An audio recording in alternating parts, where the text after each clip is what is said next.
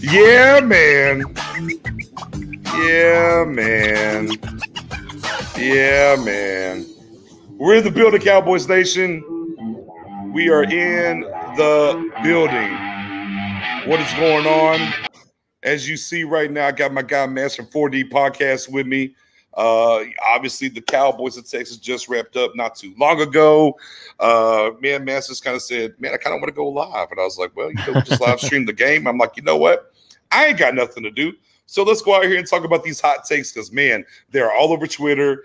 They're all over Facebook. I don't really Instagram a whole lot. I kind of peeked over to Instagram a little bit. I was like, woo, there's some heat out there. Mass, how you doing, brother? Oh, man, I wish I was doing better after watching that performance by DiNucci, man. Okay, now look, and right, the very first comment, shout out to my guy Donald Weaver. I mean, before we even got rolling and we were building everything up, right? He said, "Ben Poop got to go." My guy Nicker is in the building. What's going on? Shout to the Twitterverse is tuned in. QB1 on the practice squad. You are correct. Context matters. Whether we're big on context around here. Real quick, I don't even know that, man. Oh, hold on. Get off the gas. We'll get into it. Hold on. Can someone explain to me what the profits of keeping DiNucci are for the Cowboys? Well, McCarthy's brother coached him up, guys, in basketball. But we're gonna touch that in all this because it wasn't all bad. Now, Mass, it wasn't all bad. There was a few throws in there. Yeah, there was something. Well, I ain't talking about DiNucci in general, just the game in general. Yeah. There were some good things, man. There were some great things. Definitely some good things. Like I love the way the defense competed and fought. They were put in a couple bad positions with that, obviously with the Garrett Gilbert fumble and the first drive. He picks, but I think overall the defense played really well. Like I was until we got later in the game, right? Yeah. Until we got later in the game. Shout out to guy Frank in the bill says, DiNucci for mayor of Frisco, anything to keep him away from football. My guy Patrick Page is in the middle. What's going on since the defense isn't giving up 40 like last season? I like the confidence and reasons to be confident. And then, of course, I'll tell you, boy, God bless. They're on Nucci. They're on Nucci hard. Shout out to my boy Tuck. He was actually in the section in his season tickets. He was sitting next to Nucci's family. Fun times there. But go right ahead there, Mass. No, I was going to say that even his biggest supporters are starting to kind of jump ship. If you look at the post-game press conference, look at Mike McCarthy. Always been on his back. Always been on his boy. Hey, this is a quote. He said, I'm sick about the turnovers. You can't win that way. You've got to take care of the damn ball. Like I think he's at the end of his leash with them too, man. Like it's just those were bad throws. Like all three of his interceptions were bad throws.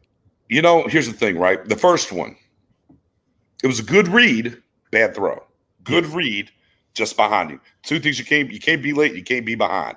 And that's what that was. So I can live with that as a growing pain.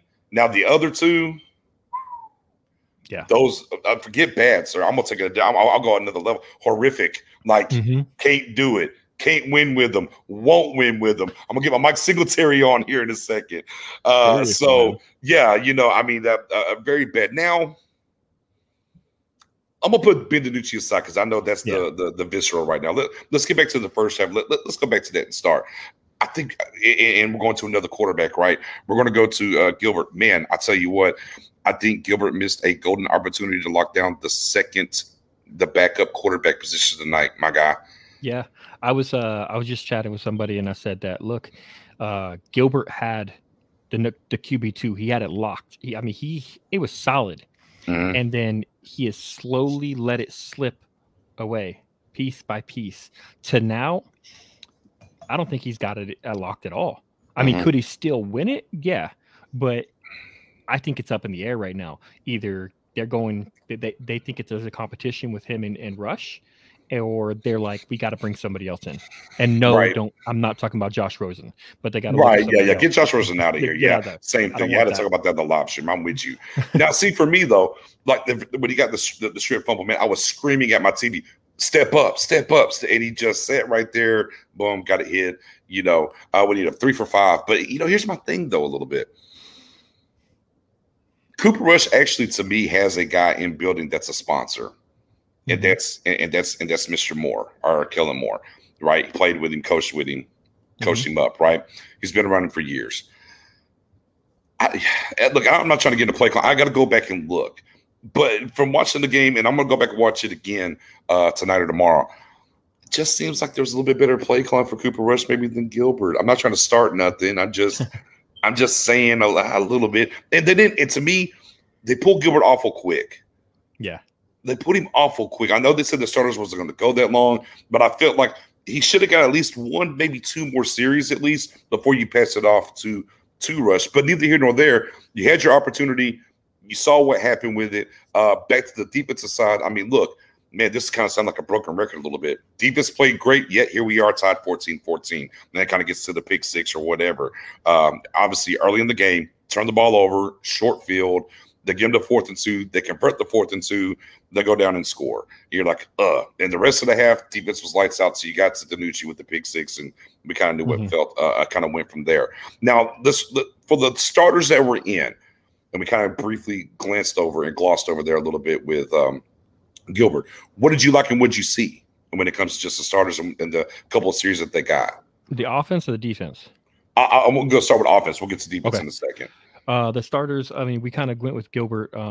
I will say that, like, I was disappointed. I agree with you that Gilbert didn't get as much time as I thought he was going to get.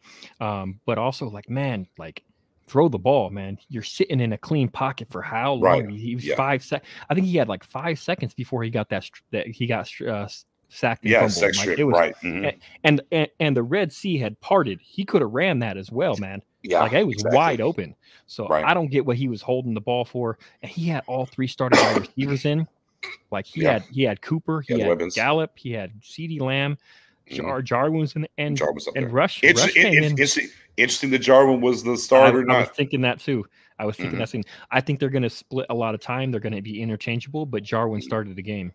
But Cooper Rush did it with Wilson and Brown in there, so that was impressive. But the starters, I think the offensive line played a little shaky. They had some good plays, they had some bad plays. They weren't their best. I mean, I'm not blaming them for the sacks on Gilbert because that was on him. They gave him plenty of time. But the offense wasn't that great until Cooper Rush came in. And he got to play. And he got to play with a lot of the starters on the offense line. We got to see that, right? He did. He got to play with the starting 5 that we think is going to be the starting 5 on opening day. Right. They were all out there for the series or 2 that he was. So I just didn't. Man, I did not like the way the offense was looking with Garrett Gilbert, and he had everybody out there. Like I don't think the only person out that wasn't out there on the starting offense was Zeke. Right. Yeah, and he had everybody else. But, and then Rush got in there, right, and then boom. Now, where I'm going to criticize Kellen a little bit, and I love Kellen more, but just one of the things that aggravates the hell out of me on the first touchdown drive, and he did this all last year, and it pisses me off. Once he gets to that 35-yard line in, there's always this weird play. I'm going to fake the handoff end around, or we're going to do this jet sweep or whatever. So he did it this time with Cooper. Get second for 14, put you behind the chains. They were able to do it. On the same token, what a great play call on that drive to come back and get the touchdown with the slip screen to Rush. Tyler Badaz out there did just enough. You had Zach Martin out there on the edge as well. Pollard read it, took it the rest of the way. And, for me, the thing about Rush on those 2 drives were before he got to some incompletions, he was 9 of 11, 80-some-odd, 85 yards, I think, 2 touchdowns. He was very efficient in what he was doing with the ball, right? Yeah. But remember on that reverse, if you watch that reverse, go back and watch it. It was open. Cooper was open. All they had to do is Jarwin had to make that one block, and he whiffed. I know. But it's always something on those plays, though. And I was like, man, if they would have had Ralston there instead of Jarwin blocking for a lead block, that dude would have been on his back. And then Cooper's gone. But then Jarwin did make up for it like a play or 2 later with that big. Yeah, got us back in. Yeah, we were behind the chains and up the scenes, which we know Jarwin can do that. I kind of feel you when you say that Moore didn't the play calling was kind of rough for Cooper because I'm not Cooper, but Gilbert, because in the second series when he was in, they got that first down, and then they got a short pass, and then they ran it on 2nd and 8, and then got like a yard, and then they ran it on 3rd and 8. It was like 3rd and 7 or 38, and I was like, man, and I was like, I hope that's just like the vanilla preseason offense stuff because man, did they pull him? Yeah, and then they pulled him, but I hate running on 2nd and long. Like that's like one of my least favorite plays in the world is running on 2nd and long. Well, it's only worse than running on second and long is running on third and long. And again, that's just why I'm like, man, I'm not trying, no conspiracy. I'm not doing none of that. I'm just saying in general, in the flow of the game, the play calling for me and my taste, and I'm going to go back and watch. Gilbert just didn't get a lot of opportunities to me. And especially when you talk about that third and long, I thought, okay, well, Gilbert's getting another opportunity. There was rush. And I was like, oh, yeah, and that was interesting. Because when they ran it on third, I was like, oh, it's either vanilla play calling or they're probably just going to go for it. Like, and then all of a sudden they punted, and I was like, man, they're just like, all right. And then the series comes out, and then here's Cooper Rush in the game. I was like, oh man, like Cooper Rush to the rescue, guys. They can't feel comfortable about what Gilbert has done the last 2 games. Big facts. Yeah, I mean, even with the Gallup drop in Arizona, that could have been a touchdown, whatever. But overall, you're not wrong. Like, you can't feel comfortable. And maybe that's why they went to rush a little bit quicker. Like, okay, even though with the 2 play calls on the running or whatever, just like in general, they didn't feel comfortable. Said, well, let's get Rush in there with the starting 5 offensive linemen and let's see what's going on. Then what does he have there, right? I like that. And dude, I mean, again, doesn't have an NFL arm, but he had a great night. And boy, when you kind of line these things up. Obviously there's another preseason game, look. And that's what McCarthy said. They asked him straight up, is Gilbert your number 2? And he said, we have another game and we're going to need it. That's what Mike McCarthy said after the game. Speaks volumes. He said, speaks volumes. It does. And you know what? There's maybe I don't want to trade capital. We talked about this last time. I don't want to trade capital to go get somebody. But who's out there right now, man? Like, you got to wait till these cuts happen and see what's going on. And I think and look, we'll talk about the guy that's hot on Cowboys Nation, Gardner Minshew, for instance, right? Yeah. Boy, what a great job, because everyone, he's getting railed by like your ESPNs and stuff when they keep talking, but he keeps and I'm talking about Urban Meyer, that is the head coach. He keeps saying, well, we haven't it's a competition still. It's a competition still. And everyone's kind of railing on him about it being a competition still, because look, he knows it's going to be Trevor Lawrence. We all know.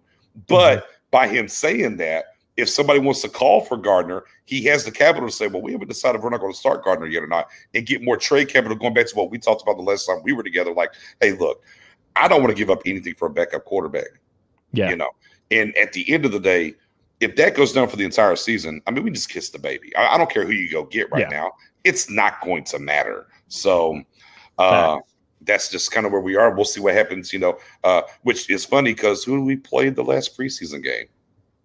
Jacksonville. Very intriguing how that'll set up. And I wonder how maybe they'll just drop off Gardner Minshew while he's here. I don't know. I wonder how they're going to play the quarterbacks over there too. I mean, it's the 4th preseason game. Will they play Lawrence? Will they? I mean, they got to play one. Minshew's got to play at least, right? He's got to play some, right? Yeah, he's got to play at least some. Unless I think they're 4 deep. I guess they give each one a half they want to. But I'm thinking, I don't know. I mean, would you move on? I mean, for me personally, if I'm looking at Jacksonville, why would I move on from Gardner to be my backup any damn ways? Oh no, I'm keeping Gardner. He's a legit. I think he's a good starter. He's one of the best backups in the league, in my opinion. Right. So there's that. So let's pivot. Pollard had some good runs tonight. Yep. Dowdle has some good runs tonight. Dowdle looked nice.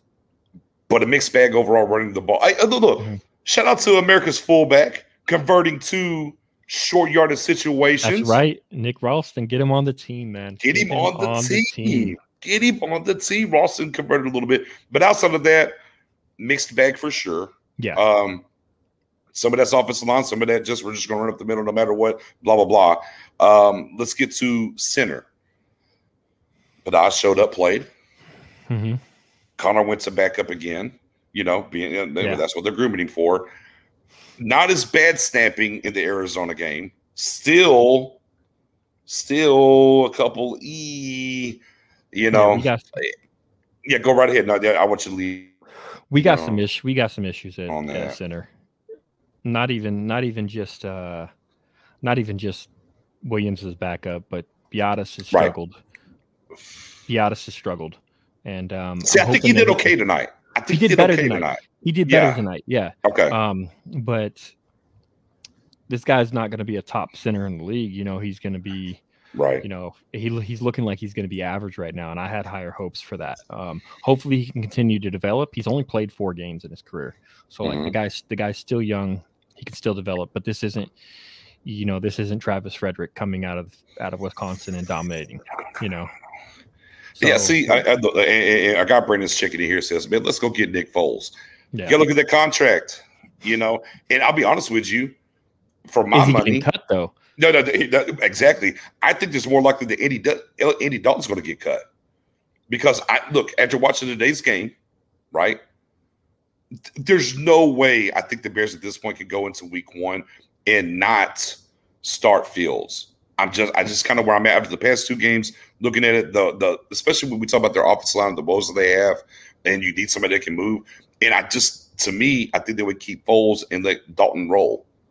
It's kind of one thing. I have to look at the number. I have to look at the numbers though. Yeah, I think Dalton's making like $10 million this year. Is it fully guaranteed? I don't know. See, if it's a 1-year deal, it'll be fully guaranteed once he hits week 1. But I don't know. Right. I don't know his numbers, so I don't know. See, that's what I'm saying. But if you get rid of him before week 1, I'm thinking maybe they can get out of the deal.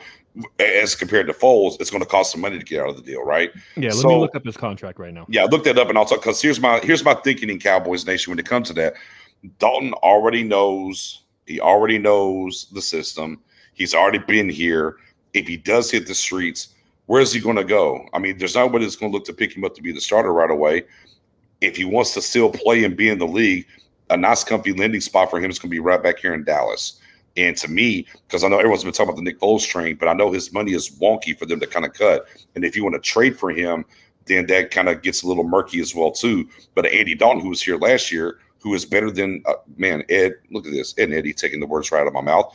Dalton's better than our backups for sure. Boom, exactly. Oh, yeah. And he already knows the system. So to me, that seems like the natural fit in what maybe the Cowboys should be hoping for. Were you able to get those numbers on Dalton or? Yeah. So it was my bad. It was a $10 million for over 3 years.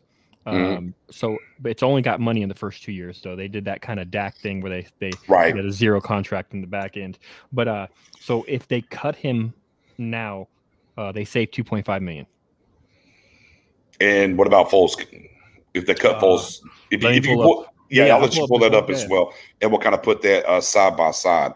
And again, $2.5 million they can save right now makes a lot of sense. Again, especially because they signed him to be the starter. Here's the psychology to it. You signed him to be the starter. He's already said he's QB1, different things like that. If they choose to roll with Fields, right? It makes sense to get Andy up out of there because he's just fresh, and then keep Foles in his current role. What is the numbers on Foles? Yeah, it's got to be cutting Dalton, because if they cut Foles, he's got $11.6 million in dead money. Your cap savings is negative $5 million. So you ain't saving nothing. There it is. So ladies and gentlemen, I think the best. I'm going to put this tweet out here, because I've said this before, I'm going to say it again. I think the best hope the Cowboys is going to hope for by the time we get to cut down days, if you want a backup quarterback, I think it's going to be the Red Rifle coming back to Dallas. Yeah, and he might sign if he gets cut. Honestly, he lives in Dallas. He's from the area. So the same thing happened to him last year, where he was like, "Hey, I just will stay close to home." So right, I could definitely see it. Do you think, after hearing what, obviously there's a game to be played still, and we've heard what Mike McCarthy said in this post game. We've kind of all assumed, and me and you've been having fun trolling, talking about the Ben DiNucci and Nucci man and riding with him and whatnot. Do we think that there's a chance that he doesn't get added back to the practice squad this round after tonight, or moving forward, but throughout preseason in general? I think there's a chance that he does, because Mike McCarthy has love for him. I'm not bringing him to the practice squad, man. I'm not. Ooh, okay. I can't do it, man. Like I tried to stand for this dude, and I can't, man. He makes it too hard. 3 picks, it's over. He makes it too hard. It's not even just there. It's not even just the picks, like they're bad. It's just like he can't read. He can't read defenses at all. Like, and he's making throws that shouldn't. That last interception, he should have never thrown that. Like, what are you doing? Right. Like, that's just.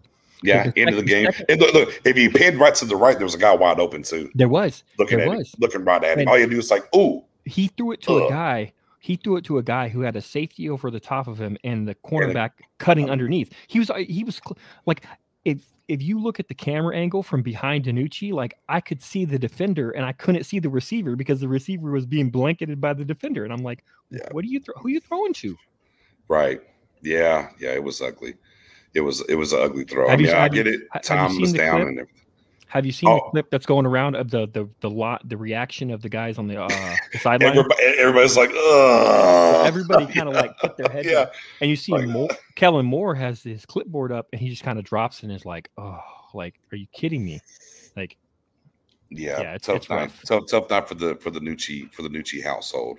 Let's get to this first string. Enough about the offense. Let's talk about this defense a little bit because they got to go a little bit longer now, albeit we had a little hiccup with COVID, right? Because Dan Quinn and Carlos Watkins had to be sequestered, if you will, for COVID protocol. So it was Joe Witt calling the defense tonight. There was a lot of they rotated them linebackers a lot in the first half. Man. They did. But you know what? They looked good. Yeah. They look fast. Oh yeah. This defense is fast, man. Like night and day. It's night and day. Insane how fast this defense is. Parsons is he's a freak with how fast he is. That play where he lined up basically in the nose tackle position. Standing up. He didn't have his hand on the ground, but he was the only one there. He was the nose. He took on a double team, fought his way through the double team. And boom. And Tyrod Taylor is not a slow quarterback. Tyrod Taylor can move. He's got wheels. If he didn't throw it away, Parsons was about to sack him on the sideline. Mm-hmm. Like he caught him and was about to sack him, and Tyler Taylor threw it away. So like that was just an insane display of athleticism, power, and speed. And like, I mean, he's going up against a guard and a center, a double team, and he's breaking through them. That's insane. That's right. That's crazy. So Parsons looked good. LVE. No, you're good. This guy, Eastside Hero. No. Eastside Hero said Cowgirls got dominated. What's new? I'm like, all right, my guy. Thanks. Okay. Thanks for tuning in. Yeah. I think the D line played really well. There was a couple times where Urban was just pushing the guards back all night. Yeah. Like that dude's just a beast. Bohanna made some good plays. Justin Hamilton's made some plays later in the game. Yeah. Osa continuously beasting. Man, my Osa's goodness, dominating, man. He was put in a lot saying, wait till Neville Gallimore gets back, but I got you. I got you. Yeah. Like, that's what Osa's telling us right now. And there was a play where I think it was a 3rd and short. It was on that scoring drive, I think. Yeah. Maybe. Where it's 3rd and short. LVE. Yeah, him and LVE. He stood Osa broke free, stood him up, and LVE came over the top and finished him. Completely stuffed him. It was textbook. It was beautiful. Textbook, great defense. And look, and with obviously the past week, all the heat that Jalen got, end zone, made the play, got him on the ground for what it's worth. But the key was he wasn't out there 90% of the snaps. The rotation, right? Yeah, Jalen had a decent game. He played well. He was running around there. He had a nice play in zone coverage where they threw a little short pass in front of him. He got the guy down right away, stopped him from reaching and getting the first down. And a very nice play by Jalen right there, playing zone coverage. I like that because he doesn't got to try to run with somebody. So he's just playing little zone, was able to, hey, guys got the ball, go down and hail an attack, make the tackle. We all know he can make the tackle when he's there. He didn't have a bad game at all. I think the defense just played really well. I think our cornerbacks played good too. There was some catches over the middle, and that's going to happen. But I think it wasn't until the third quarter, I think they said, that they got their first play that was more than 8 yards. Right. Defense was clinching on them. And then there was that play where they moved it down and got into, in the third quarter, they moved it down and got into the red zone. I think it was a touchdown that went up 21 to, or was it a touch? Oh, no, it wasn't that. They kicked the field goal to go 17-14 because we stopped him in the red zone. Right. They attacked Kelvin Joseph. They tried to attack Kelvin Joseph in the end zone, and he was having none of it. He was having none of it. No, he shut him down. So, there was a couple of plays where some things happened, but right there at the end, because remember the play before that where they tried to throw it on his side, They ran the read option, and he laid the wood on Driscoll there as well. Made a good tackle. Good to see that from the corner be aggressive. Particularly going back to the first half and what was happening with the safeties and the corners. We saw the corners line up, right? They said this is going to be the starters. So you had Brown, you had Diggs. Diggs had a good pass breakup as well. J. Lou in the slot, obviously. How about Curse? Let's give it up for Curse. Curse off of a blitz had a good play. Off the run had a good play. And the passing game had a good play. Great night for Curse running in that rotation back there with the ones in the first half. Yeah, it was funny because I had a discussion with a couple people. There was a big discussion on Twitter earlier about keeping Curse or Darian Thompson. And I think Curse is the better safety, and I think he's the better special teams player. So Curse came out showing out. Curse came playing really well tonight. And it was funny. I was like, hey, look, Curse is trying to get that job.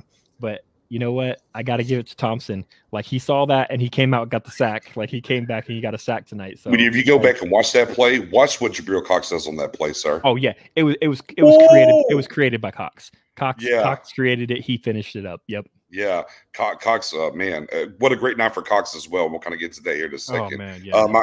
My guy Herrera says, thoughts on Dorance Armstrong tonight? I thought Armstrong played another good game. He wasn't as dominant as he was against Arizona, but he played a really good game. He got a lot of pressure. There was a couple times where he forced the quarterback to scramble out of the pocket, and he still almost got there, and the quarterback threw it away. So I thought Armstrong had another really solid showing. He is quick around the edges. Yeah. I mean, it's amazing if you take a defensive end and play defensive end instead of dropping him into the flats. It's amazing what you can do. And like last year, my goodness, who knew? But yeah, no, definitely good. Hamilton as well showed up tonight. Yep. Shout out to Hamilton. Also played well tonight. Bradley Nay flashed here and there. Oh man. And low key, some good plays, man. Yeah. Low key, that tackle where he basically did the splits. I said, boy, no disrespect to my guy Lee. No disrespect. I said, man, in our live show was like, boy, that been Sean Lee, boy, that been a hamstring or a groin. He's out 4 to 6 weeks. Oh my goodness. I say, if it would have been me, I've been out for 6 months. I don't even know what I'd do. I'm glad to see he was able to get up and move around. But you're right.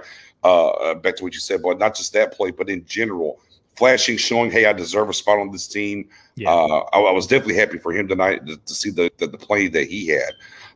Now, we'll forward to the second half of this defense.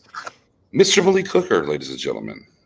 Oh, yeah. Mr. Malik Hooker. Now, one thing I want to say about Malik Hooker on the 2 tackles that he had, and let's be clear, no disrespect. Nahshon Wright's had a great camp, and he showed cleaning up Nahshon Wright's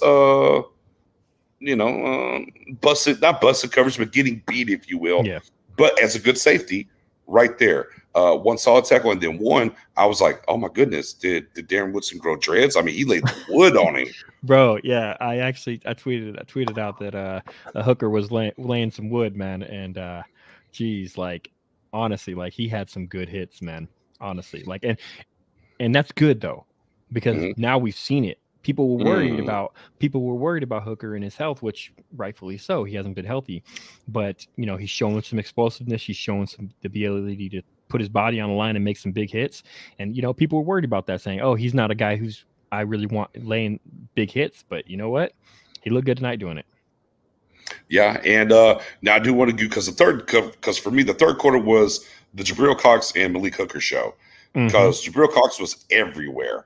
I mean, even on the coverage, and that was actually not even a running back. I do believe it was actually a wide receiver, and you saw him close. Was it Kiki Kuti? Okay, it was Kiki Kuti, and I was okay. Like, hold on a second, this dude just ran with Kiki right now. Like that's and closed so fast. And look, for everything that was talked about his lack of tackling, that was a solid tackle. That wasn't I'm trying to get you on the ground kind of tackle. He finished through him. He closed and finished through him. I was like, okay, Cox, I look at the very beginning of training camp and everything. I said, man, look, I love his coverage. You got to find a way to maybe give some snaps and do some things.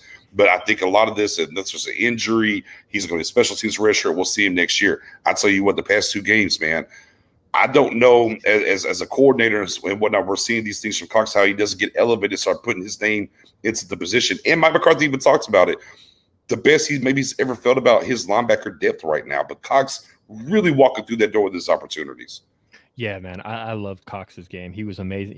He showed out in every single preseason game, Mm-hmm. and they brought him along slowly. I remember when training camp first started, he was running with the threes, Right. and he's moved himself up. And you're right, this guy needs to get on the field more. And me and Mike Crum talked about it when we first drafted him, and we were just getting into training camp. We're like, oh yeah, this is like a redshirt year. You know, he's gonna, and 2022, that's gonna be his year. That's gonna be a year. Man, this guy, you got to get this guy on the field somehow. Like, I know it's just against the backups right now, but I want to see him against the starters to see how he does. Right. And this guy has impressed me, and I think you got to rotate him in with some of the nickel looks because we know he can cover. And if he's going to make tackles like he's been making in preseason, you know, he's not a liability out there. And you know, as you said, they're bringing him along slowly. Every preseason game, you've watched him get better and better and better, you know, unlike maybe a Ben DiNucci, but that's neither here nor there. I'm sorry. I love you. I still love you, Nucci, man. But boy, rough night for you, my guy. But yeah, I mean, Cox was just all over, whether it was coverage, the blitz we were talking about that Thompson ended up getting. You go watch what he did, taking on double blocks and getting there, and helping him finish off even against the run game. I mean, boy, I was looking at Cox. I was like, man, if he's going to tackle like this, guys, you know, we heard about, and we hear it all the time. Oh, he's the steal of the draft. Well, you still like, okay, that sounds good. You know, pump the brakes. Let's see. Yep. Yeah. I'm starting to really come around. You know, I was always, is there a way to get him on? Maybe, I don't know. I was just like you and Crum. Same thing. I was like, man, it'll be just not developmental. It's just, man, look what's in front of him. You know, special teams, be that redshirt year. But my goodness, this kid is out here and he's playing great ball. You gotta find a way to get him on the field, man. You just do.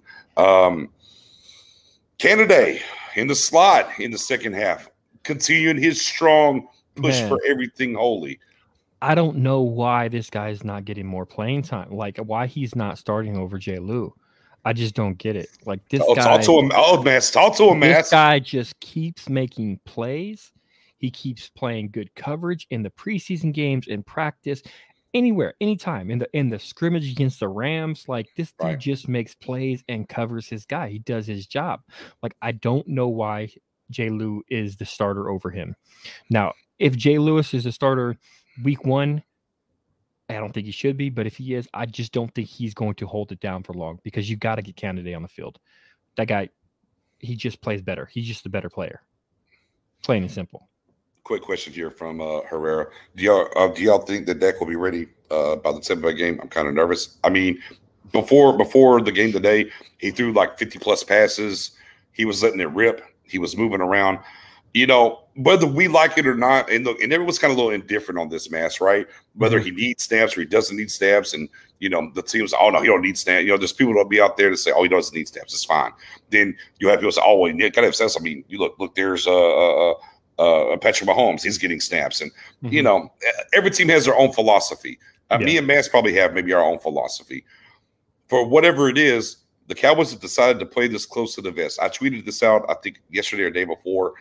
I wonder to a certain extent, are the Cowboys playing it closer to the vest just because Hard Knocks is around? I don't know. You know, if they think it's going to give maybe a leg up come week 1, I don't know. But here's the thing that I do know: there's zero worry for me week 1 that Dak's not lining up. He's lining up week 1. Mass, are you worried about Dak week 1 going to be the starter or? No. If you look at it, I know that story came out today. Mike Florio was pushing it. It's. I don't trust what that guy says. Mike Florio needs clicks sometimes, so he has to do some things. yes, he does. So it was refuted by a lot of people. Tom, man, I'm going to butcher his last name, but Tom Pelissero. Tom P. There you go. Tom P. basically came out and said, look, there's no setback. This is the same schedule he's been on.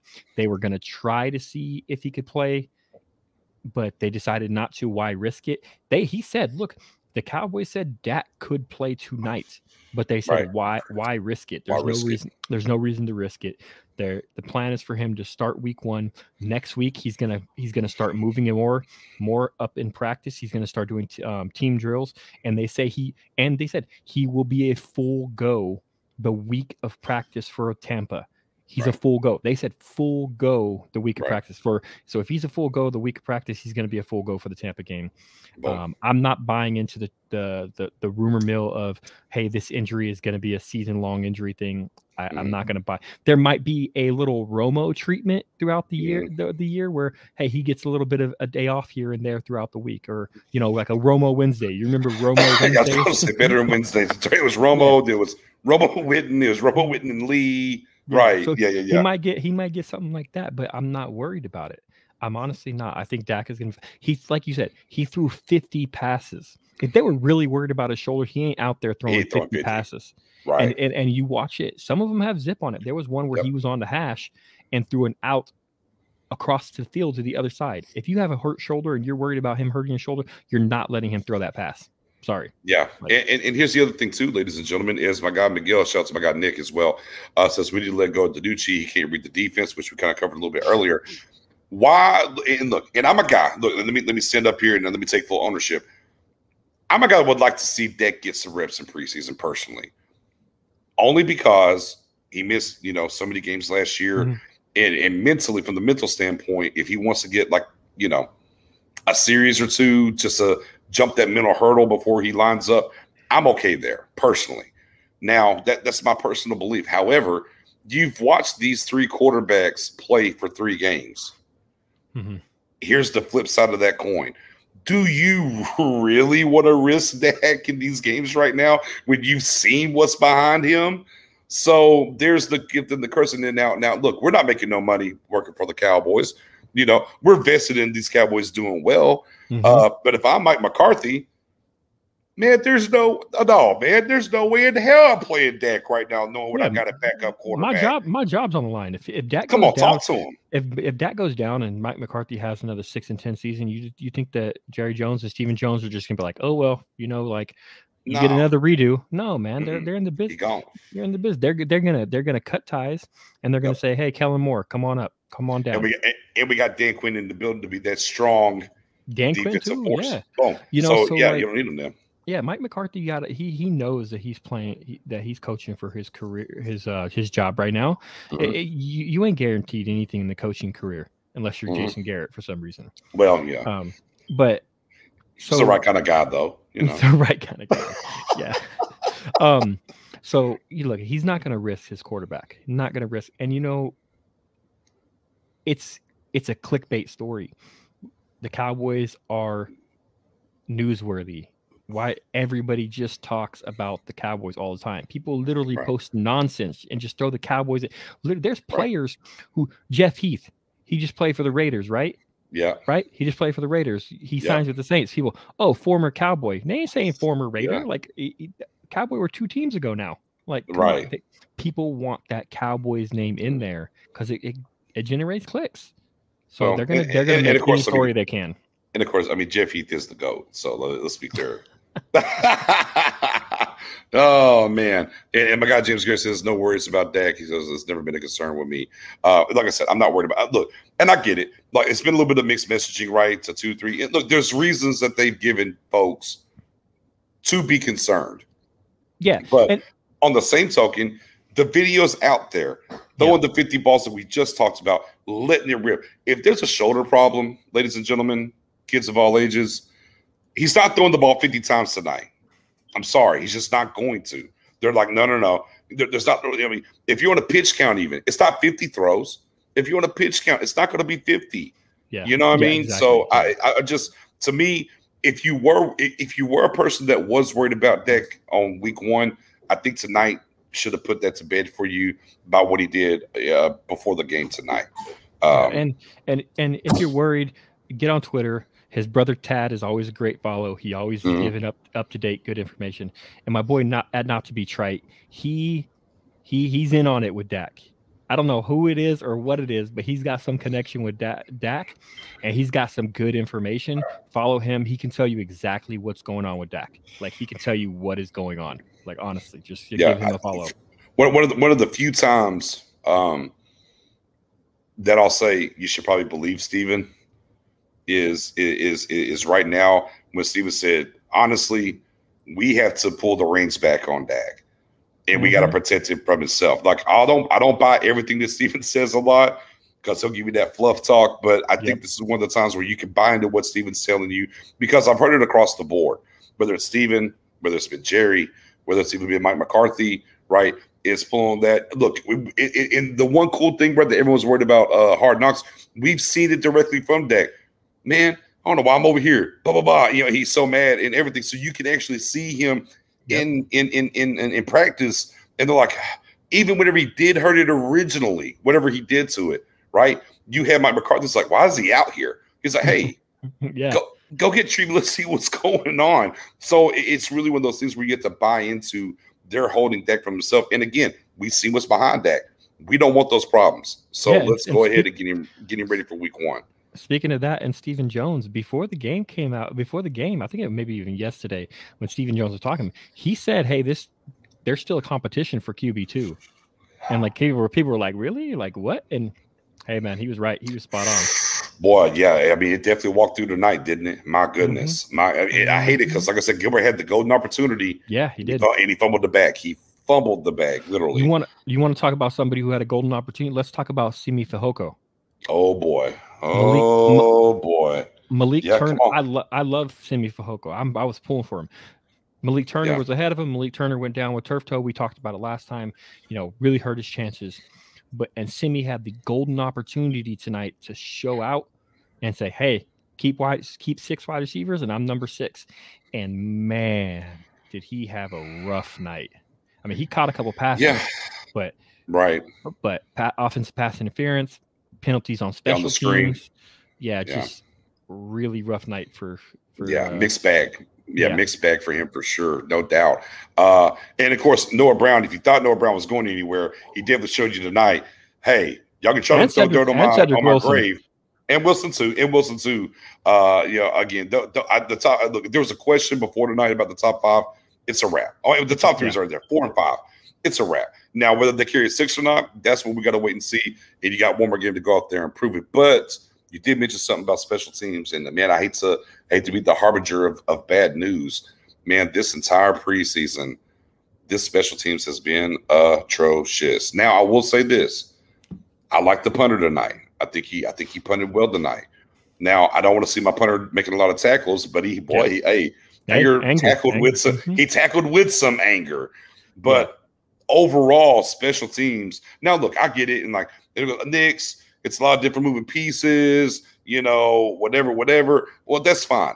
I'm watching other teams around the league return punts, return kickoffs with the same kind of setup that we have with all these different moving pieces, and they're being better on special teams than we are.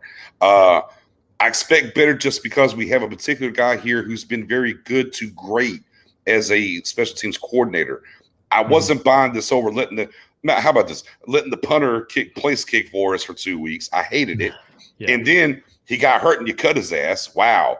Good job there. You finally got a place kicker out here tonight, which is cool. Appreciate you.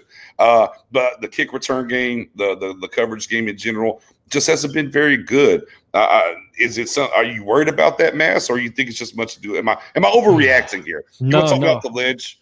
No, because I'm standing next to you on the ledge right now, so like I'm a little worried. I do have faith in Bones. Bones is one of the best special teams coaches. He turned around our special teams last year. Like we were the worst in the league in 2019, worst in the league, and we were, close to top 10 last year. So he really helped us out. He turned us around. He's one of the best in the league. I have faith in him, but I'm a little worried with this preseason because it has been rough. We've given up a lot of returns. Arizona made some returns on us. They made some returns on us tonight. There was one. Was it a punt return? Yeah, I think it was a punt return. Yeah. Where Kelvin Joseph got down there, almost made a great play, almost made a great, missed the tackle, but nobody else was there. Like that was a good enough play to where he held him up long enough for somebody else should have been there. Pursuit should have been there. Right. But then the guy got away. Then he broke another.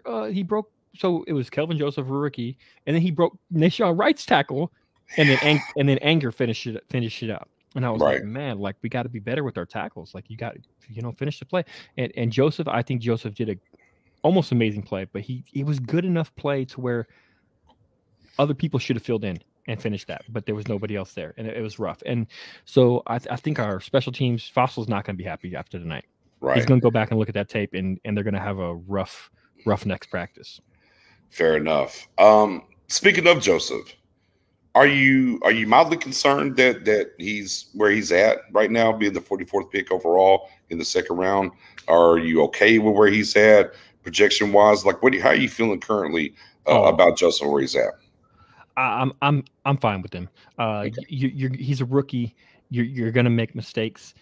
Diggs kind of got eaten up we didn't have preseason last year, so we didn't see Diggs in the preseason. But in the first couple of weeks, Diggs got eaten up, and he calmed down. He got used to it, and Diggs got great. But I think Kelvin Joseph is going to make mistakes. Nahshon Wright is going to make mistakes. They're rookies. It's one of the hardest positions to transition from college to the pros. Right. So I think I like where he's at. And remember that Kelvin Joseph kind of took a break at Kentucky. He didn't finish the year at Kentucky. Yeah, he played 15 games, I think, is all he played. Yeah. So he didn't finish the year there, so he's getting back into football. I think he's doing good. He's played really well. Like I said, in the end zone, in the red zone, he shut down his side. He wouldn't have let them get that touchdown. So it wasn't the best, but he's growing, and I think he's going to get there. And I think if he doesn't start week 1, that he'll be the starter by the end of the year. I really do believe that. Okay. But see, I gotta get. I'm not concerned, per se, but I don't know if I'm buying he's a starter by the end of the year either. I don't know. I don't know. And again, I mean, this is going to unfold. I mean, now due to injury, things can happen. I'm talking as a per se where it's at. But you're right. I mean, there's things that he does well, that he has done well. There's things like, unlike last year when we had to roll Diggs out there no matter what. Basically, we're behind the 8 ball.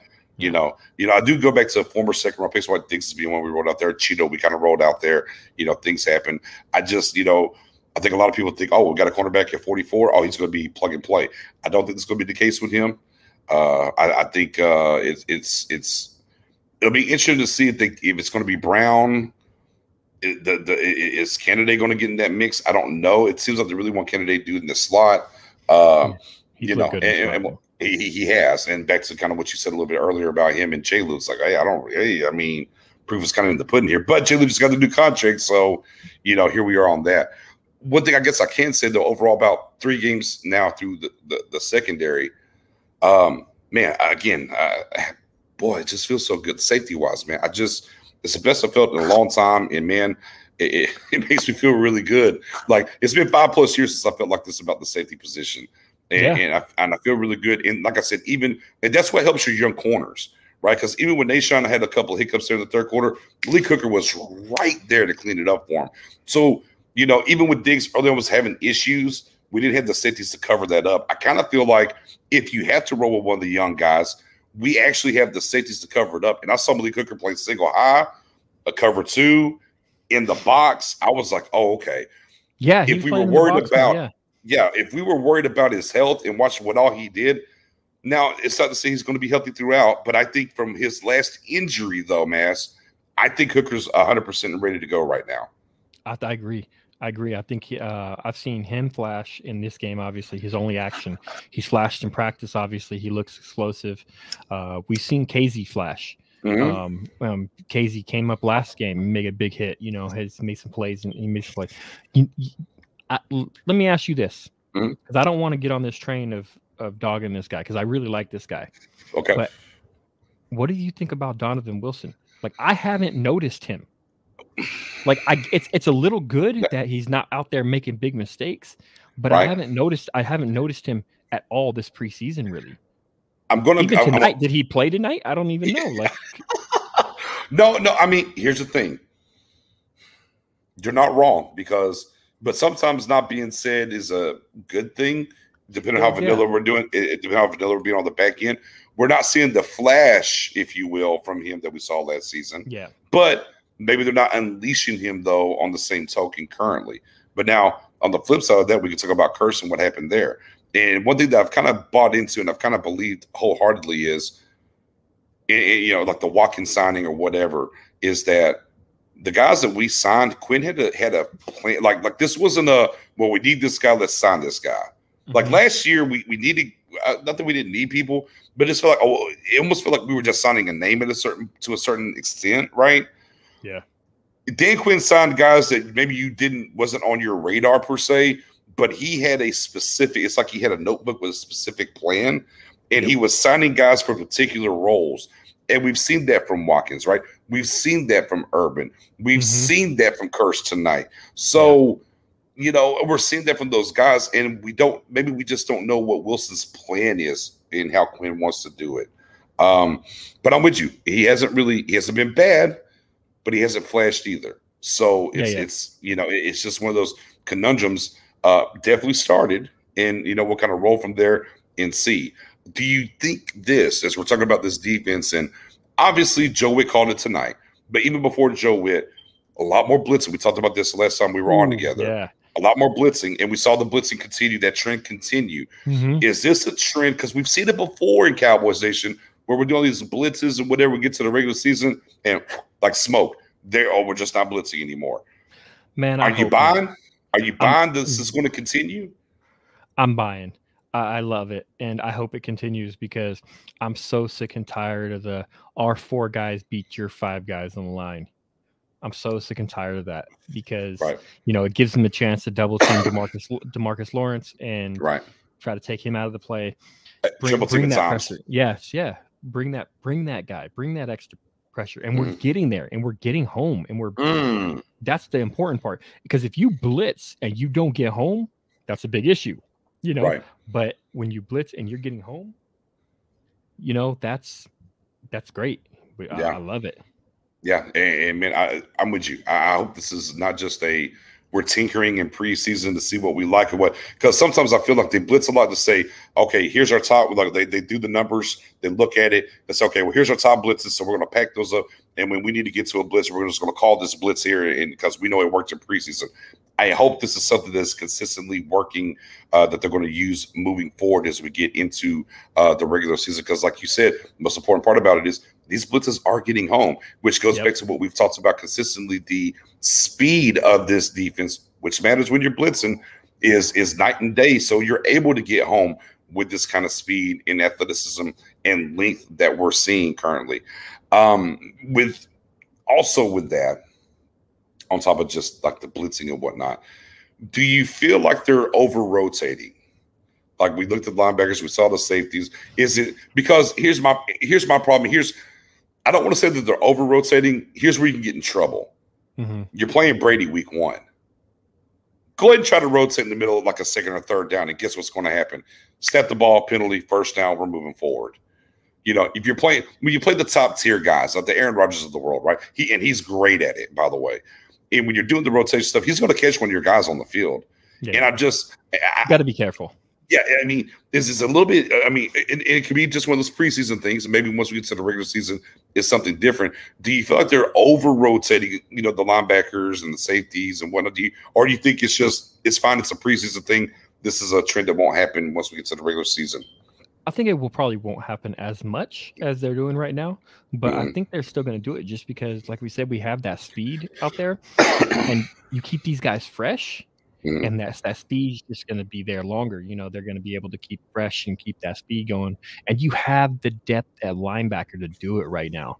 Honestly, right? You have depth to where you're 4 or 5 deep at linebacker, and every one of those guys can go out there and make plays. In my opinion, now, I'm adding Cox to that. So facts. So you're 4 or 5 deep at linebacker. Why not rotate them, and keep guys fresh? What I like about the linebacker is you're talking about the 4 or 5. Boy, they kind of bring a little something different to the table, don't they? They just all can kind of do something a little bit different, and you can position them and do different things. And boy, I think as poultry as the linebacker position was last year, man, I think that's what we can really hang our hat on going into this season. Oh yeah, absolutely. They all provide something different, and then you got Parsons, who kind of provides all of it. Man, he's like a mix of them all, right? Like seriously, man. And that's why I'm excited about like nickel packages we were talking about earlier. I was like, man, you can throw LV and a Neal there at the linebackers. I'm gonna get that Leo position over there and put Parsons on that. and let him go and be a part of the rush package and stuff. You know, I mean, just so many different combinations, things that they can do. That's why I said, as much as we love the deep, man, this front seven is going to look. I'm not hating on the back set. I'm not hating on the backside. I'm not. Boy, this front seven, if they can get the rotations, these blitzes and different things going down, I'm just saying, I feel like we're cooking with Crisco a little bit here. So what about this? I was having a discussion about this. Okay. Imagine you have Neal and LVE as your middle linebackers. You're in 3-4. You're in a 3-4 front. You got Neal and LVE as your linebackers. You got Gregory as an outside linebacker one side. Parsons as the outside linebacker other side. Yeah. And you shift DeMarcus Lawrence into a 3-4 defensive end spot with Urban. Put him at that 5 tech. Put Urban at the nose where he's played before in the 3-4 in Chicago, and then you got maybe like Osa at the other end. It gets scary quick. It gets scary quick, you know. That's a nice lineup right there. You know, and we even get into some of the 46 things they can do if they want to, right? And when you start stacking, and that's the thing to me, it's like it's not just about blitzing or bringing the pressure, but when you start stacking, like, oh well, we got Gregory and Law on one side, or we got Law and Parsons on one side, with Gregory again. And I got Matt talked about this a ton too. Man, you can't double team everybody, right? And if you're able to start getting these guys free home, and we got the speed and athleticism to do that, boy, that's what causes your turnovers. That's what gets the offense behind the chains of things you can do, and it gets pretty exciting on that front when you start thinking about those combinations and what they can do moving forward.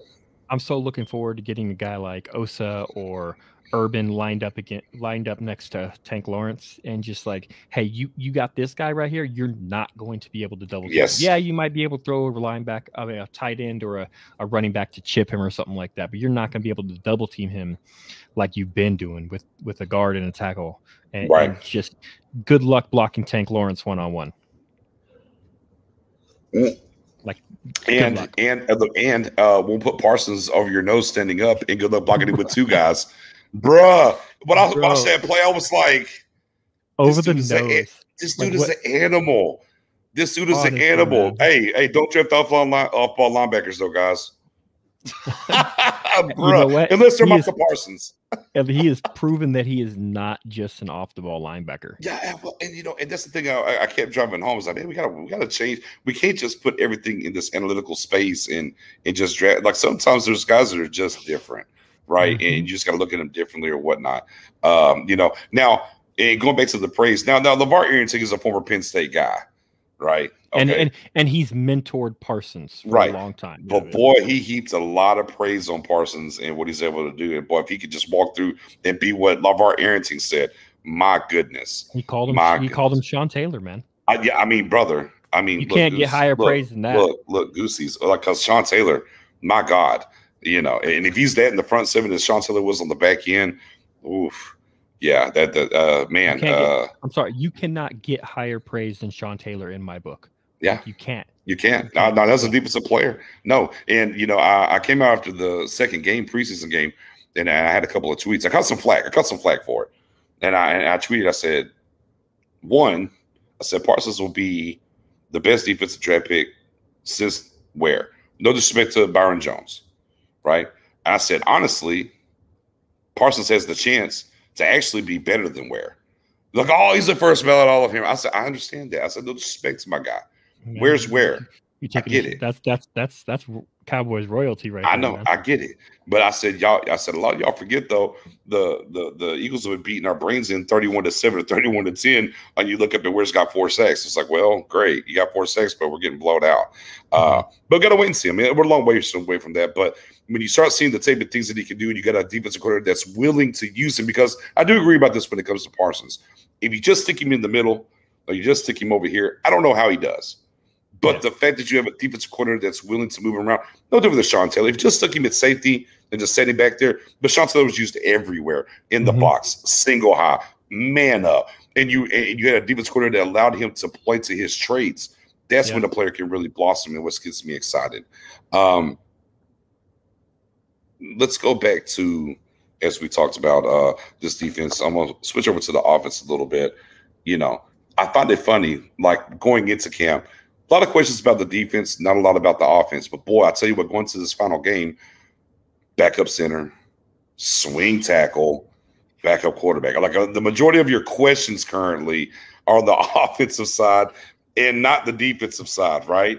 Yeah. You know, and look, even Mike McCarthy said he's never seen a defense flip in one season to the next anytime he's ever coached.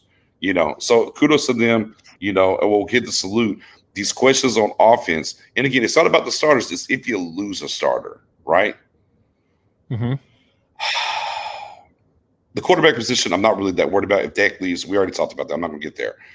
If the center gets hurt, right, it's going to be, we know, it's going to be Connor to center, McGovern come in, right? That's basically where we're at currently. Yeah. And then if a tackle leaves, then it's going to be Martin kick to tackle, right? And then McGovern's going to come in, and we're going to roll from there. Basically what it looks like currently. But, man, I tell you what, you're just one more injury away. And we saw, we had last year. Boy, it's a lot of problems. On a scale of 1 to 10, Mass, I'll take the quarterback out of it. I'm just going to talk about backup center. And we don't – look, I get – honestly, guys, I'm going to say it. We don't have a swing tackle currently.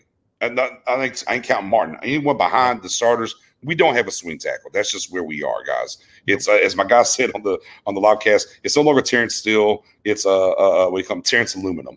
It's what he called him. I said Jesus Christ. Okay. And the guy that we did sign to be the swing tackle, he's got concrete feet. Brother, it's not good. Look, I don't think he's going to make the team. Yeah. I don't know why you would keep him at this point, to be honest with you. So on a scale of 1 to 10, how concerned are you about this offensive line moving into the season? 1 7. being you're good. Ooh, you're high. Oh, you're high. I like it. Okay, you're high. Talk to him then, Mass. I'm super concerned, like, because we just said we know the history of Tyron Smith's injuries. You know, he hasn't played a full 16-game season in years. So even if he misses only 1 or 2 games, like, what are you going to do for that 1 or 2 games? You know, how's La'el Collins' hip? You know, he's looked good. He's looked fine. Hopefully he's healthy. Hopefully he can stay healthy. But I'm concerned about Smith. Smith says he's in the best shape of his life. He's got his neck issues taken care of, that he's played with his whole career since college. Like, hopefully that's true. Mm. Hopefully that's true. But I'm concerned because if one of them has to go out, we've talked about Nisicki. I don't think he's got concrete feet. He can't move. He used to be good, but guys, he's like 36 now. You know, age father time catches up to you. He catches up to everybody. So I'm concerned about that. And then Terrence Steele is just bad, man. Bad. He was awful tonight. Yeah, and look, they even tried to flip side, and they even tried to flip him and Ty sides to see what could happen. It wasn't good. Dude, there was a particular point where we had our third string tight end Sprinkle lined up at tackle to block a defensive end, which didn't go well. Get big surprise there. Didn't go well. Yeah. You know, I am real quick in. Here's the problem with that, Wilson, is Looney retired as a Giant. So the only way to get Looney to come here, Looney to come out of retirement and come here, we would have to trade something to the Giants. So there's kind of a bit of a roadblock there to do that. Maybe call him up and be like, hey, can we get I'll send you a 7th. He ain't going to play for you. Take a 7th. Take a 7th and move on. Conditional 7th, maybe even. Yeah. You know. But yeah, I mean, if that's available, maybe you do that. But yeah, I'm with you. I'm not quite a 7. I'm at a 6. I'm at a 6 only because I'm using my hope factor, not my wish, but my hope factor of I hope that during these cuts, something's going to happen. Something maybe can fall into our lap, make us feel a little bit better. Yeah, the waiver wire, yeah. Yeah, and then too, maybe there's a guy defensively that we can move that we were going to cut to get us something. Now, I thought that was a little bit more viable before tonight. I thought maybe you can move maybe an Anthony Brown for somebody. I don't look at and I've been a guy on this. I kind of thought, you know, outside of camp, started camp, I was like, the best thing for the Cowboys is for Nahshon Wright or Kelvin Joseph to walk through and clinch that number 2. I don't think that's going to happen. Now, could you put Kennedy out there? Maybe. I don't know. But I think at this point where we're at this juncture, I think Anthony Brown's going to be your starting guy outside. I just think that's where it's at. You know, so I don't know unless a sweet deal shows up what's going to be Kush, that they're going to move on from him. So I don't know if you really have a tradable piece now to go get you. Now, there's been some fodder, right, about though that called about Connor McGovern and whatnot. There's no way in hell in my book you could trade Connor McGovern. He's the only depth you have on the entire line. Right. Facts. He's your swing guard, if you will. Yeah. So yeah, there's no way. I mean, and look, even if you wanted to trade Connor Williams because he's in the last year of his deal, my goodness, you're still getting rid of the depth though at that point, because now Connor McGovern starts. Well, what's behind him? And now you're back to square one all over again. So yeah, the offensive line tradability is out of there. I saw this pop up again today or during the game tonight. So, well, we could move Gallup. I'm like, no, they're not going to move Gallup. It's not going to happen, right? And look, in trading Connor Williams at this point is dumb because you let him play this year, you keep the depth, and you get the dadgum the compensatory pick. You get the comp pick next year. So that's not happening. Well, I just don't get why would you trade O-line depth for O-line depth? Like that doesn't make sense. If you need O-line depth, you don't trade O-line depth. Look, if you want to, you could trade maybe Brown or or maybe one of these linebackers. If you can get someone to take Jalen Smith contract, that might be an option. Or that's maybe year money that's going to kill you, though. Yeah, I'm with you, but boy, one of these, maybe one of these safeties you're about to cut, maybe a Darian Thompson or a Curse. Right. Maybe you can get somebody like, hey, backup for a backup just to grab some depth. Right. Maybe, but maybe you have to throw a pick or two in there depending on who the player is, or you could just trade picks for depth, That's how most NFL trades go, is picks for players. It's true, but boy, I'm not trying to give up anything over a man. 6th and 7th you can have is where I'd be. Outside of that, man, I'm good to go. I don't want to get rid of a lot of draft capital for some backups, if you will. Again, and this is kind of what this Cowboys. And look, and let's be clear, the Cowboys did this to themselves somewhat. Yeah. Because I thought, for me, especially when they traded back and they got the extra third, I was like, okay. In my head, I was like, okay, third round's where they're going to get this offensive lineman. That's what I thought. And boy, look, and I would love for Chauncey to be playing right now. Obviously, he's not going to be much of a factor, I guess, this year. We'll have to wait and see. It'd been nice. It'd been nice to go get offensive lineman there. Now, obviously, not for Osa, and Nation Russ played well. Chauncey maybe kind of look at. I just kind of thought that's where they would attack the offensive line position. Yeah. Especially after they took Parsons. At 12, I was like, okay, they definitely got a dip at corner at 44. But we got those 3 picks, maybe they do something there. Now, of course, McCarthy thought Steele was going to step through that door. We've talked about Mr. Aluminum. Yeah, he's regressed from he improved throughout the year last year, but he's regressed from that. I don't know what he did in the offseason, but it didn't work. Lucky. I don't really understand that, saying LV's got to go. Oh, no. LV's had a great training camp, and low-key's had a great preseason. He's looked awesome. Yeah, he's looked great so far. You definitely are not getting rid of LV at this point. I definitely not right now. You're not going to get rid of that strength. Lunatic says, we need J-Ball injury to heal faster and to help still a rookie, I go right ahead on that. I'll let you take that. Slam dunk it. Alley-oop. Yeah, I don't know about Ball. If he can play or not, I don't know. I don't like him as a person. He has that issue. He has his past with his domestic violence issues. I'm not a big fan of the guy as a person. I haven't really seen him play that much, to tell you the truth. And, he's been out pretty much all training camp. It's going to be hard to be like, oh, he hits the ball running and he's going to be better. Maybe he is. I mean, I don't think you can be much worse than aluminum foil and Naseki has been. I don't think you can be much worse, but I just don't know where I don't know where he's at right now, honestly. Yeah, and look, it's a wash for me at this point when it comes to ball. I don't think it's going to give you anything this season. Yeah. So it's back to the waiver wire and see what you go from there. Again, we talked about Jarwin. Jarwin and Schultz both got their burns tonight. Jarwin came out the rip first. Melville had a couple catches. Jarwin with the big catch after the vaulted end around that he missed the block. He made it forward down the seam. Special teams, defense, offense. Yeah, we covered that. McCarthy, little ornery in his post game. Obviously, you could tell the turnovers hurt him. First time the defense didn't get a turnover this preseason. Yeah. You know, so I mean, to notate it for what it's worth. It's weird because I would say this might be the defense's best game, but they didn't get that turnover. Yeah. I mean, especially, again, the offense didn't do much of anything, and they have 14 points, right? Because you had the pick six, we had the fumble, and they went in from the 35 and got it. Yeah, you're definitely not wrong there.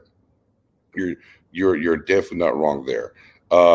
Get some questions, and guys, about how much time you got left there on your side? I got a little bit of time.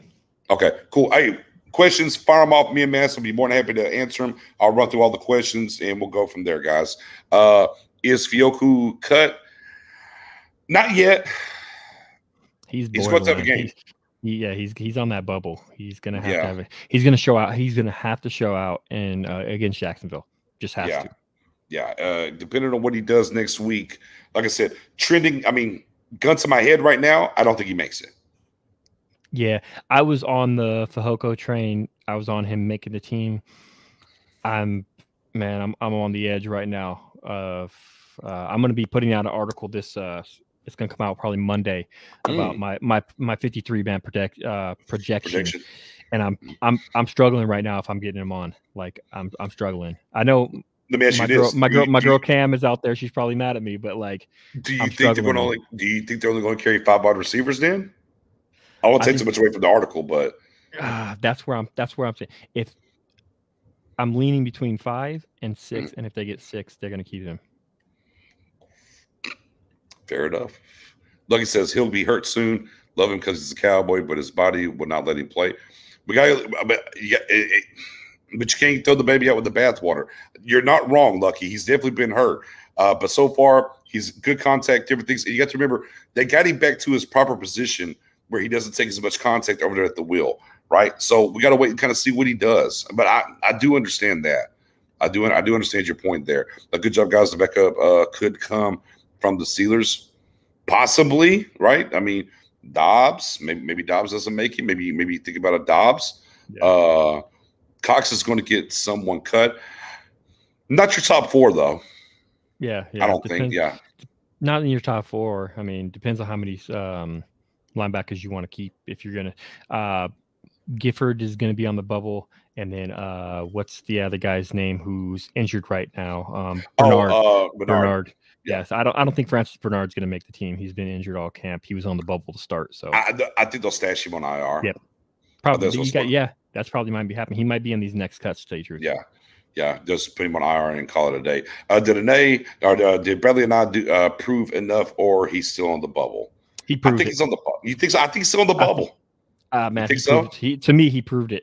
He proved it, man. He's shown out the last 2 preseason games. He had that big play last game that got called back because he hit him high, but that spin move was just wicked. I hear you. It was. And he showed out. Like he's played a lot better, and so he's on my team.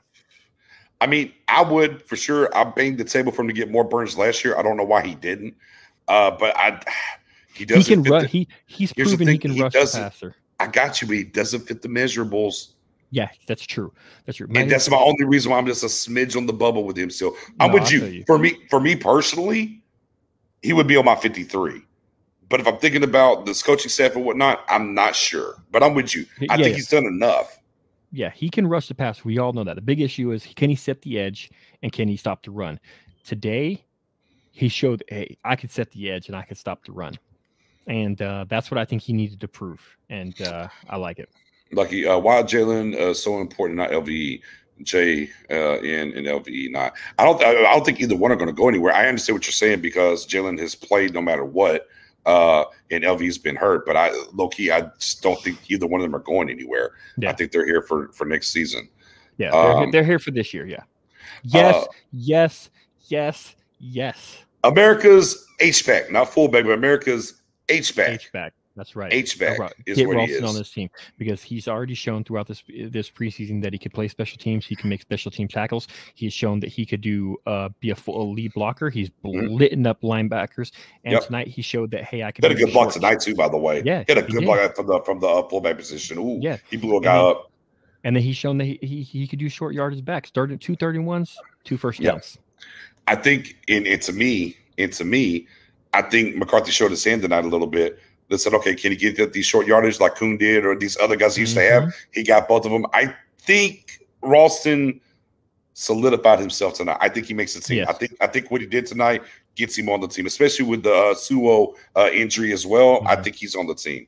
Yeah. My guy Shane, our Nucci train went off track tonight. Appreciate you rocking with the 3-month-old, sir, as always. But our DiNucci train went way off the rails tonight, my guy. Oh my goodness. Will Hooker start by week 4? And Anae has made it. Well, we just talked about Anae, Bradley Anae making it. I mean, is Hooker your starter week 1? By week 4, is it a Here's my thing, right? When we talk about these starters on the back end, the rotation, right? I don't know if it's so much who's starting the first play as to how many snaps they get throughout the game. But from the starter perspective, do you think Hooker's a starter by week 4, Mass? He has the potential to be. I just got to see more than him. He just got back into practice this week, already making plays, and he just this is his first game back making some plays. So he has the potential to be, but I got to see more. I got to see it more consistently and just see how he's back. But he's off to a great start. Right. Ronnie Cycli, like the former center for the Heat and the Magic? I don't know. DJ Sykes? Anyways, so it's not sure why people are still pretending that Jalen Smith is a good player. If he was, we thought if he was what we thought he was, they wouldn't have drafted Parsons Custom. I mean, let's peel back the layers real quick on that, because what you have to also remember is, right, Sean Lee retired. You got to replace him, right? And then you have to think, well, LV was hurt a ton last year, so you needed extra depth there. Luke Gifford was hurt last year, right? So, I mean, there's more things at hand there, not just what Jalen did or didn't do or anything. Not that Jalen doesn't need to play better. We've talked about that extensively in space. We'll give him, we'll tip the cat tonight. Did what he needed to do, what he's supposed to do, right? But I mean, again, the contract in which you look at is what we're going to have to look at and see. They talked about it, and I think Dan Quinn had a very telling. We talked about this on Twitter, actually, me and you. Dan Quinn had a very telling quote, right? Joy to coach, telling me what's this, what's that. But it was very. If you read between the lines, right, Mass, kind of told you what Jalen's going to be this season, right? Yeah, and you got to remember, like, it wasn't all about Jalen and LV. Like that's something. They're both, a lot. They can get out of Jalen's contract after this year really easily. LVE's in his last year of his contract because they didn't pick up the 5th year. But also, look at, they lost 2 linebackers in the offseason. Thomas went somewhere else. Yeah, Joe Thomas as well, right. Yeah. And Joe Thomas went somewhere else, and Sean Lee retired. So they lost 2 linebackers, and they filled in 2 linebackers. Well, they got 3 because of Neal, but like because they converted Neal, but they had to go get some guys. Right. So I mean, that's what the draft is for. Does Mike McCarthy back in DiNucci make you think he is too stubborn, like his defense or some play calls last year? I don't think he's backing him anymore. Yeah, after tonight, the press conference. Yeah, I don't know. And look, forget the press. How about the body language from McCarthy on the sideline? And after the second pick, right, he pulled DiNucci directly to the side and had the headset off and was talking to him, only for him to go back out there and throw the 3rd pick. So bad night for DiNucci. Let's circle back to this, Lunatic. Let's circle back and see what they do with DiNucci, and then we can maybe have a clearer understanding of what's going to happen. Right, checking back in saying Hooker and KZ are going to rotate. I believe that. Look, when they first brought them in, real quick, guys, keep firing the questions. We're going to keep answering the questions. You got 10 more minutes? I'm actually going to have to roll, man. My daughter's poked their head in a couple times already. Fair enough. I saw you looking left to right. Here. It's 1:23. We'll get here at 1:30. All right, we'll get here 7 minutes. I got you. Yeah, it's going to be a rotation there with Hooker and KZ. And again, when they were first here, they were both here. I was of the mindset, sign them both. And you know what? And thank God it just worked out well enough that we were able to get both. Coming off the injuries, different things. So I'm okay with the look. And again, boy, what a great rotation for us and where we've been at the safety position, right? Yeah. Boom. So he looks like a linebacker right now. So his job quietly, not really sending out like the others. Okay, yeah, with a 9. Oh, boom. And then, of course, do you think Hooker can unseat Casey? Again, just so we talked about, I don't think it's so much about unseating. It's about the rotation and what we're looking at situationally. I think they're both going to play, and they're both going to play a lot. Look at it. I've gotten some flack back on this. Me and Dan Rupert, we do the 4D podcast together. We've said this, and we've gotten a lot of flack for it. We got a lot of pushback for it. But if these guys, if KZ and Hooker can both get back to their top form, the way they were playing before they were injured, their injury started hitting them, and their potential, those are your two best safeties on the field. Like, I know people love Wilson. But he's not at the level these guys were at. So I don't know if Hooker and KZ can get back to that level. I don't know, but I'm saying if they do, those are your two best safeties. And I think we saw Hooker in the box tonight. I'm in the box tonight. Yeah. I think Hooker can play in the box. Not everybody believes Hooker can play in the box, and they're worried about him playing in the box because of his injury history. Look, I get it. That's a legitimate argument. Because of his injury history, you don't want him to play in the box. But those are your two best safeties. I wouldn't mind having them both on the field at the same time. And, to take that a step further, some players are injured early in their career, and then they get right, and they never really injured again. We see it a lot. And then some guys are just really healthy early, and then they just stay hurt. The two things can happen. And we have to remember, KZ played some slot corner before, too. Let's be clear. Yeah. So you can see some situations where KZ's going to drop down into the slot, and maybe it's Hooker and Wilson in the back. Me and Matt O have talked about this a ton. Spoonie as well. Big nickel. I think they're going to play big nickel. And when you get to the big nickel, all of a sudden you can have three safeties, or all of a sudden you can get a Cox on the field as well and do certain things. So, and we've seen big nickel get used throughout this preseason. So we really have to kind of pay attention to that. But yeah, the more tools you have as a defensive coordinator, the better off you are. And I'm with you and Crum, my guy, or Rupert, excuse me. If these two guys are healthy, and it's always year to year, and you expect players to get better. And we saw what Wilson did last year, and you're hoping for him to get better. No different than Diggs, right? We did his rookie year and get better. If they are all the way back full health in what they do, you're not wrong. They're the best two safeties on this team. I mean, I don't know why there would be pushback on that. So 3 more questions and we're gone, so he can go take care of business. Wanted Kellen Moore to get into rhythm play calling with Dak. How big of an issue for Kellen Moore will that be week 1? They know what they like, right? I mean, he knows what he likes. They got a great relationship. Dak and Kellen Moore are super tight. I don't think it's an issue at all. I think Kellen Moore and Dak know each other very well and know what each other want and what they're looking for out of each other. So I'm not worried about that at all. Boom. Does Kennedy start at the slot? Yes, as of tonight, I want to. Yes, but yes, I agree. We want him to. Yeah, we want him to. Last 2 questions and we're gone. Somebody we all like isn't making the team. Who is that in your opinion? Ooh, it's tough right now. Man. Oh man. Boy. Somebody. I mean, and look, and remind you, you're not wrong. Somebody is not going to make this team.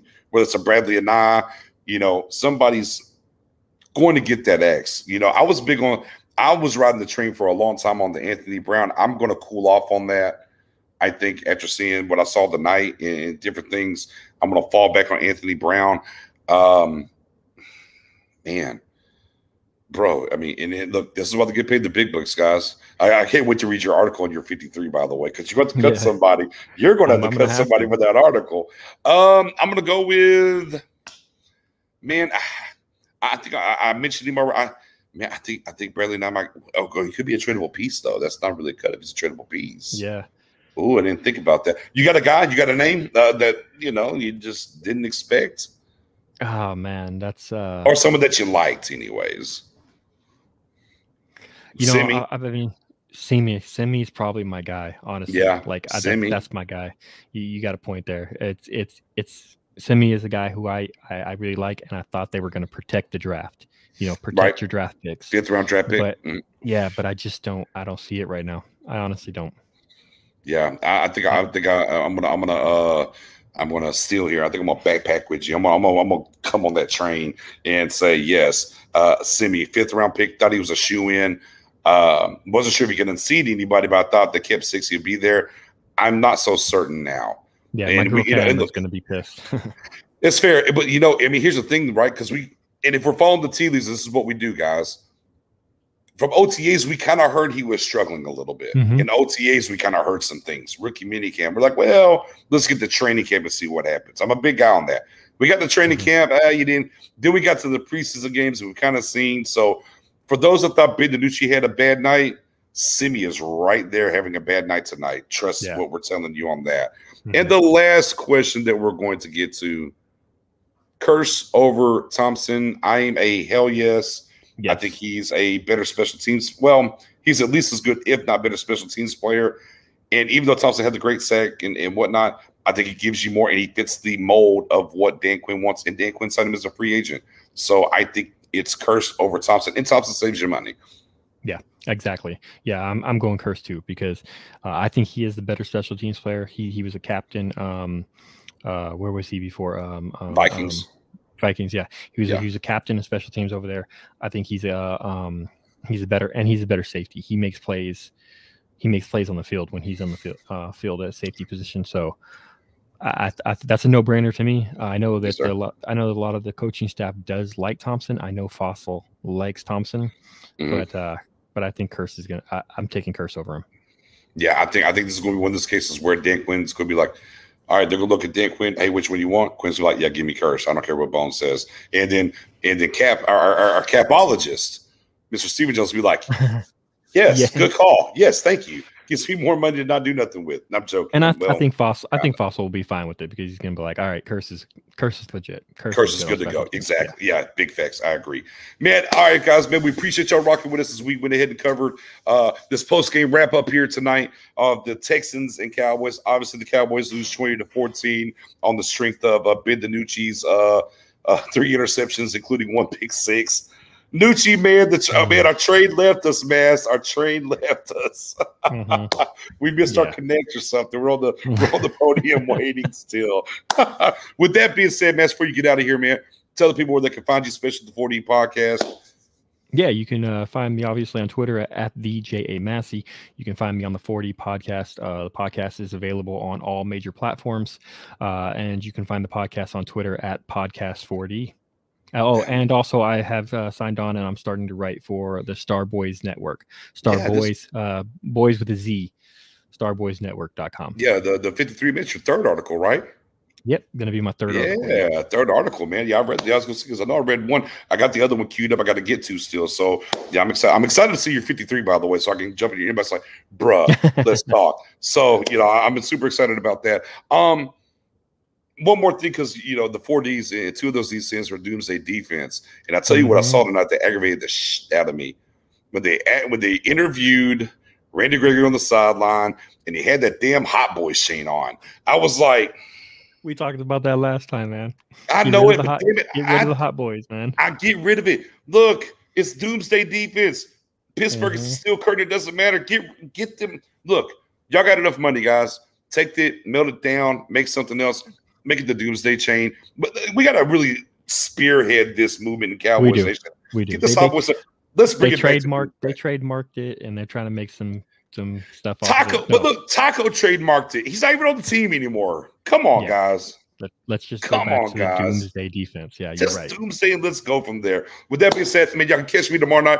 I'm rocking with Big Game James. I think he's got another guest coming as well. I can't for sure, but I'm with Big Game James tomorrow night. We're going to do a recap as well on his channel. As always, Star Gang is the Facebook group and the page. Jump in the group. We're 7K strong. Go follow the page. Y'all see it scrolling across the bottom.